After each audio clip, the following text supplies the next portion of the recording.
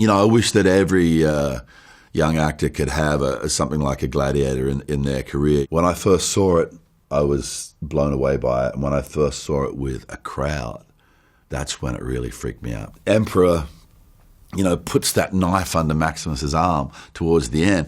You know, people were angry. They were standing in their seats and going, and I was like, whoa, this is big.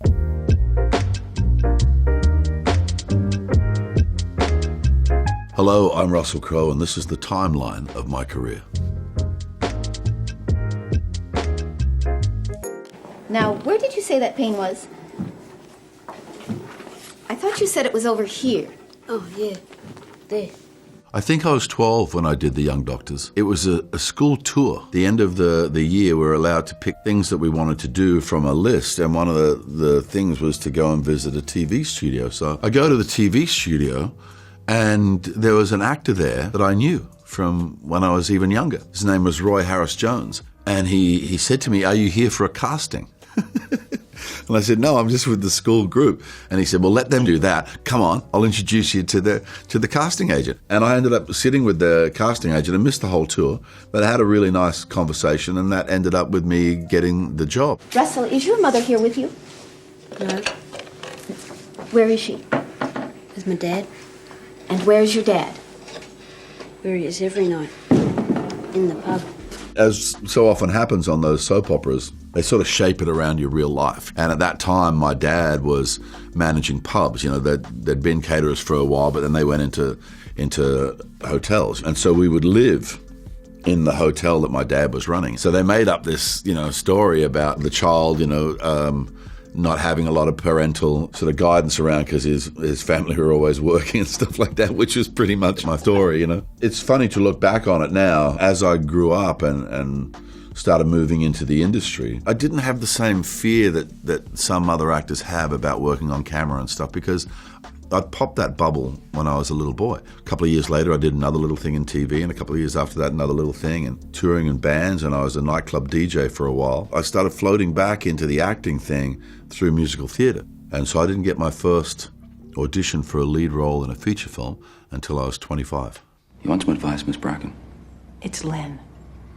Miss Bracken, don't ever try to fucking bribe me or threaten me, or I'll have you and Patchett and shit up to your ears. By the time we get to LA Confidential, that's probably my 15th or 16th film. I received the script from Curtis Hanson, and it described Bud White as the biggest man in the Los Angeles Police Department, you know, and I was like, Curtis, why did you send this to me? But I met with him, and, you know, he told me that he'd seen all the stuff and that he really believed in what I did, and I did a lot of Australian independent films, things like Romper Stomper and Proof, and a few American independent films as well, where I always insisted as part of the negotiation that my name was above the title. Everybody used to scratch their head about that, but it paid off later when, you know, serious producers started looking at my work. There wasn't just, you know, one role above the title, there was many. They kind of got more confident about being able to hire me, I suppose, in American films, because that looked legit, you know what I mean?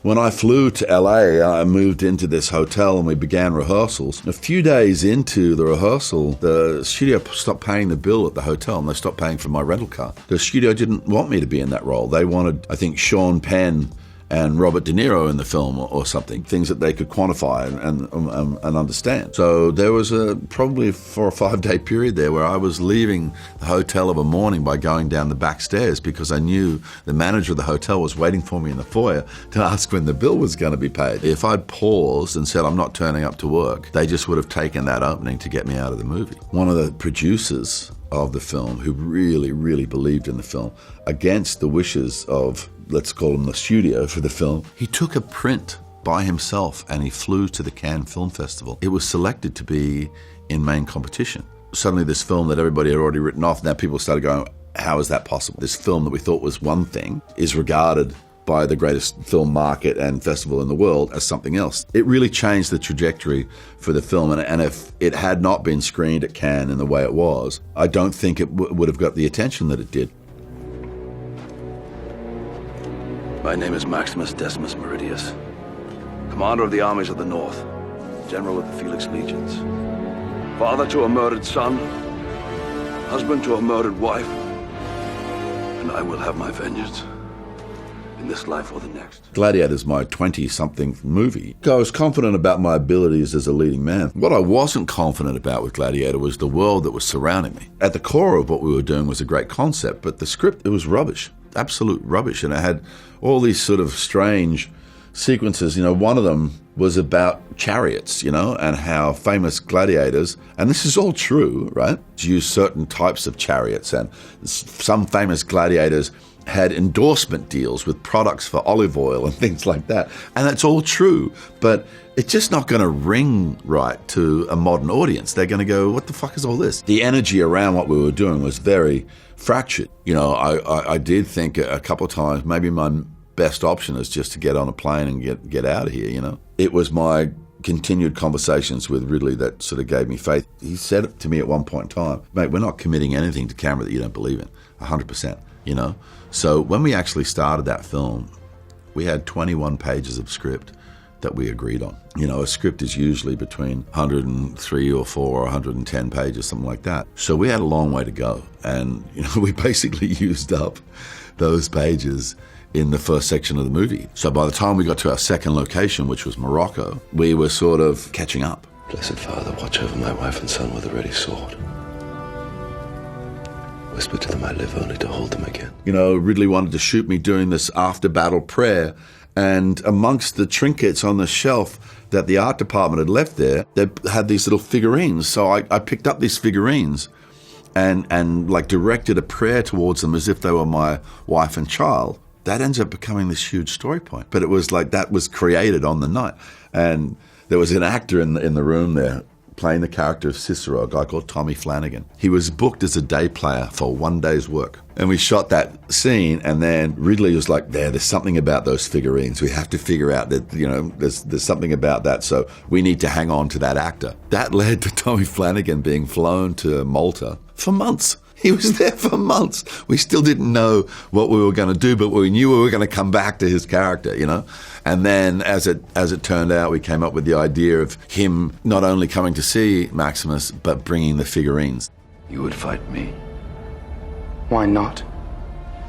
Do you think I'm afraid?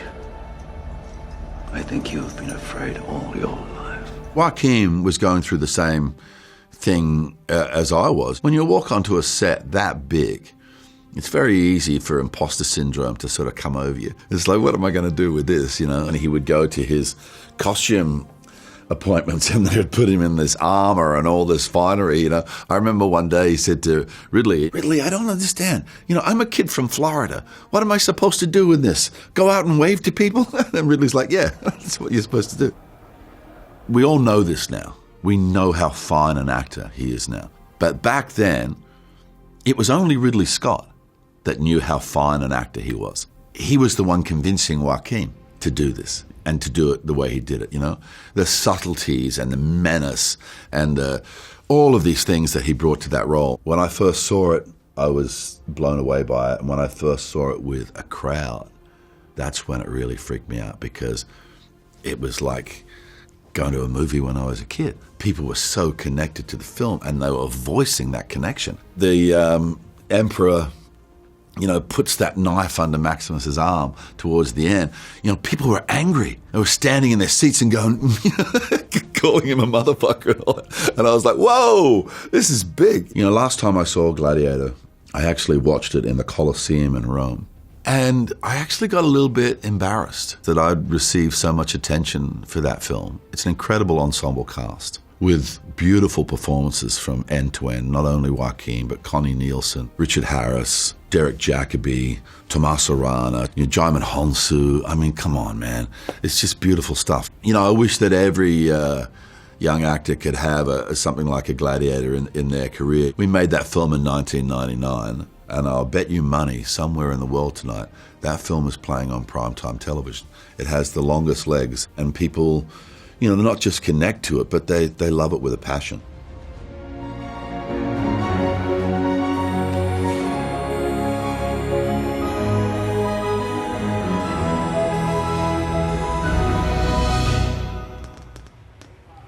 I need a map. when the script arrived, I was actually on tour with my band. I was in Texas. I was in Austin, Texas. But, I find it hard when my brain is doing something else. If I'm like on another film set or if I'm touring with a band like that or whatever, if I'm focused on another project, it's kind of like letting some of the details of another project into my head while I'm working is something I try and avoid doing, so I read between gigs. This particular copy of the script had come to me directly from Jeffrey Katzenberg, but he was very insistent, and so, I took it outside on that back porch, and as the sun was going down in Austin, and I started to read, and it blew me away. I think probably at that point, it elevated to the most perfect script I'd ever read, and had this built-in trick, and it was such a good trick that it fooled the reader at the same time as it would fool the viewer. Because I read the script, I really got the book, the Sylvia Nasser book, on the same subject, and just took that in.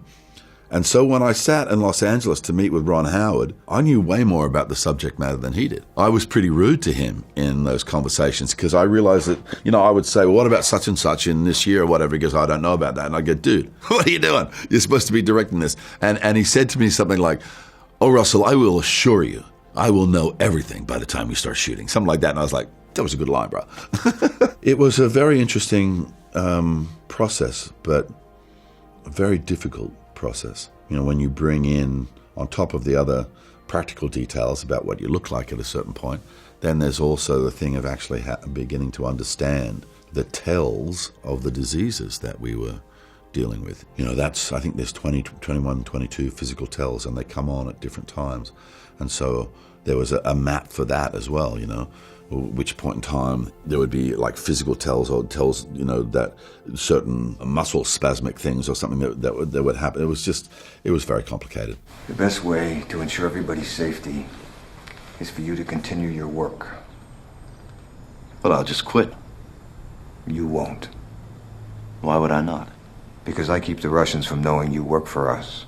I was on the set and I was sitting there and I looked across and there was John Nash. And I had been asked by Ron Howard if I wanted to meet him. But on this film, I thought, it's just so far back in time and everything, and he'll be a very different man now that maybe I shouldn't meet him. But there he was. He was just standing there on the set. And so I just went up to him. I went, hi, John, I'm Russell. And he did this really funny double take. He goes, I just saw you on the television the other day. You didn't look anything like this. And I said, can I get you a coffee or a tea? And then he went into this dissertation about tea and the qualities between like Southern Indian tea or Northern Indian tea and how they suited his palate. And he was just jamming along about tea.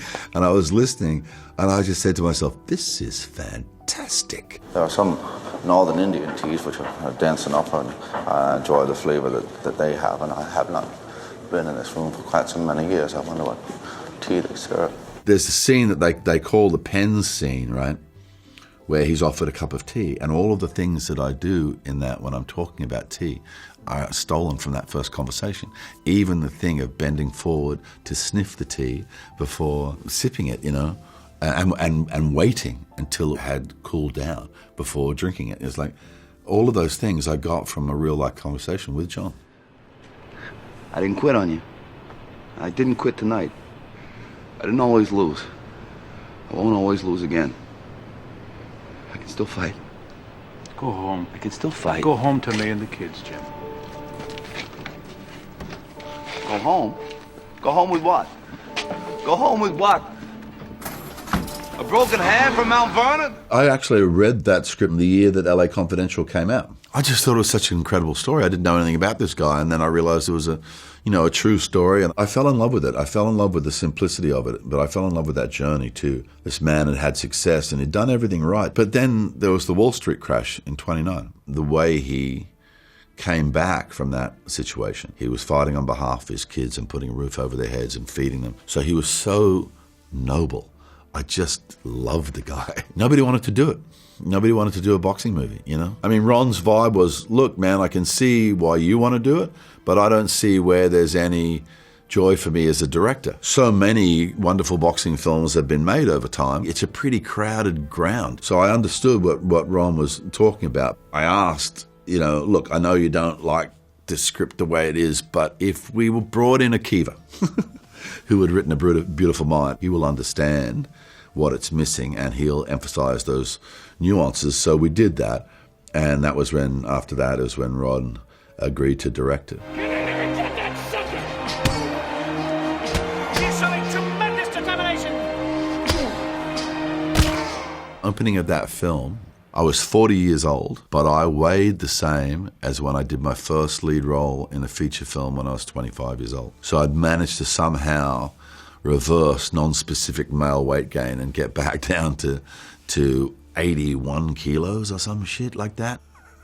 That preparation for Cinderella Man was long and it was arduous. We started in November 2003 for a shoot that I believe started around about April 2004.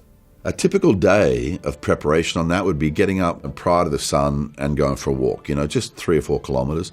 And then we would do a session in the gym and some yoga. Towards the end of the morning, you then get into the ring and you do all the sort of related boxing stuff. Then we'd have a break, have lunch. We'd do another boxing session, another weight session, and then we would eat dinner, and then after dinner we'd go for a walk. And then go to bed, and then it would start again the next day. In the middle of that preparation, I actually subluxated my left shoulder and had to have an operation.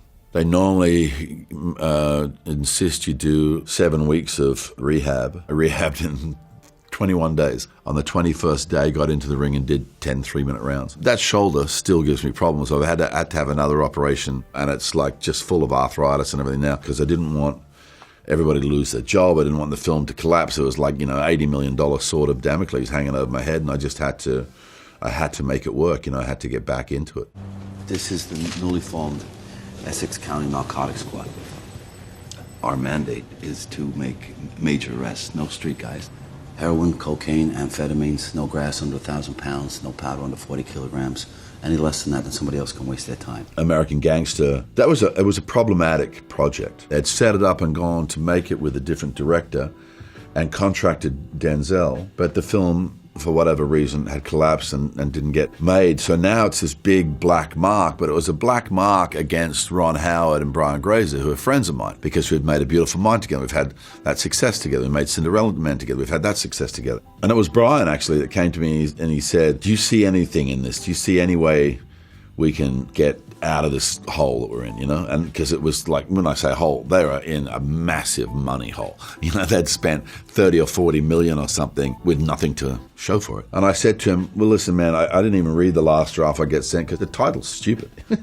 I had a different name at one point. I think it was called True Blue or something like that, right? I know what it refers to, and I know that it actually refers to, it was the name of a particular heroine that Denzel Washington's character Frank was selling. And that's all well and good, but who knows that? Who knows, Brian said, well, we've done a little bit of a rewrite where we think we've divided the characters a bit more, but we've also changed the title. And he said, American Gangster, and I said, I am very close to being in. That's a cool title, So then, I said to Brian, because he said he wanted to attract a filmmaker like Ridley to a piece like that, and I'd just worked with Ridley on A Good Year, so we were sort of in touch really regularly, And I said, I don't know, Brian, we can send that to him, but he's not even probably going to read it, I let Ridley know it was coming, and he had a read of it, and he just loved the time period, and he loved the fact that it was going to be set all in Manhattan and the boroughs of New York, and the storyline, And the thing is, the great benefit was Denzel was attached. Denzel and I were already friends. We did Virtuosity together,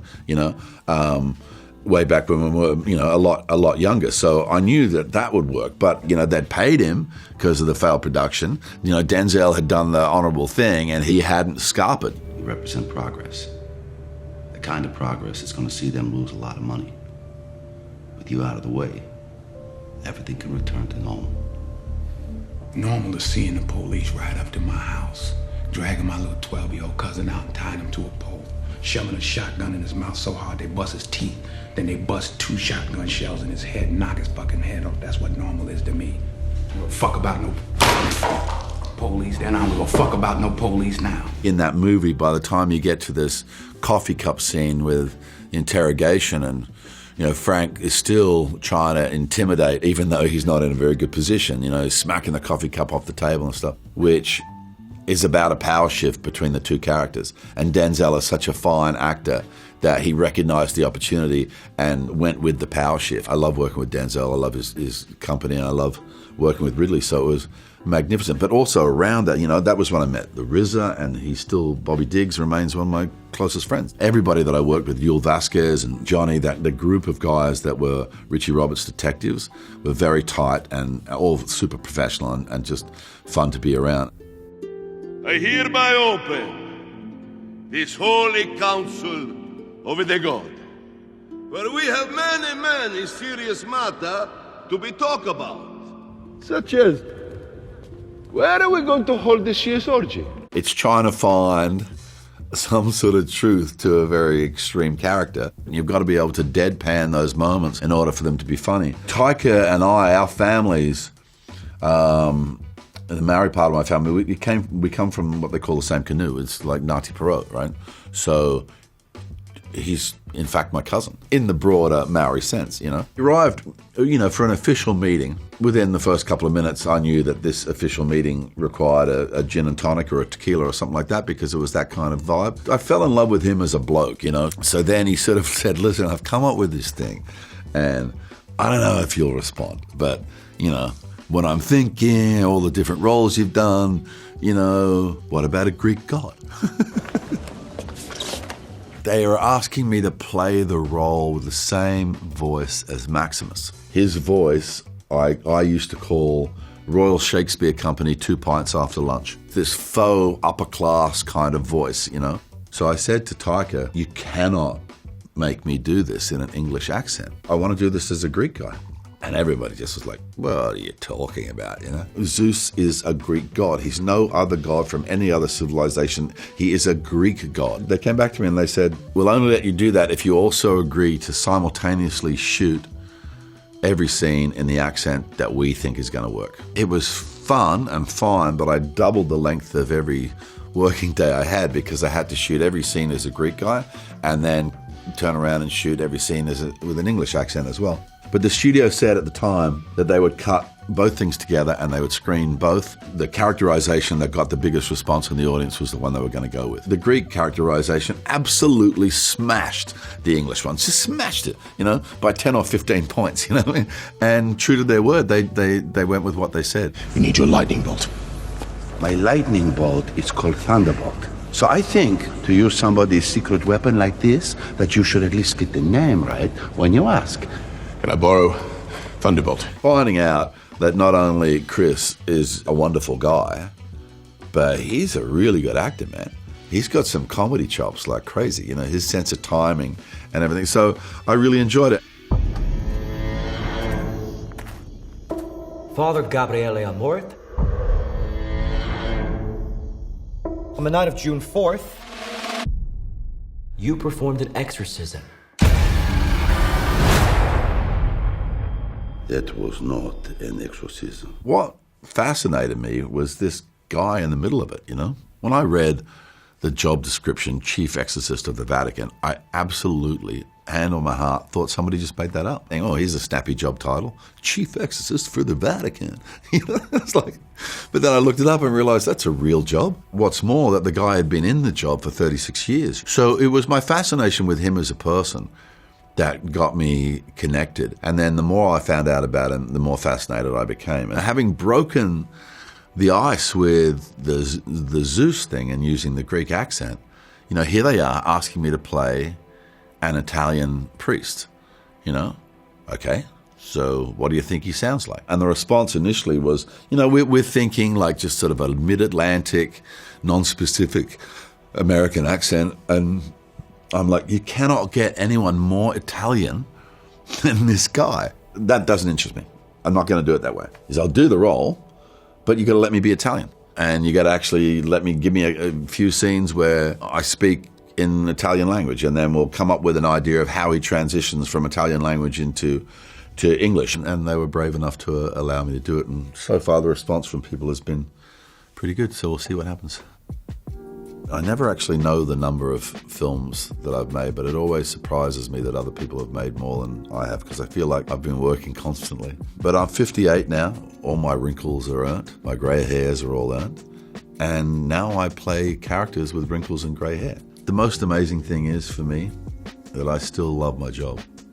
And I can genuinely say that, you know, and I know when I'm forced to get up at 4 o'clock in the morning, it doesn't bother me because I know why I'm there.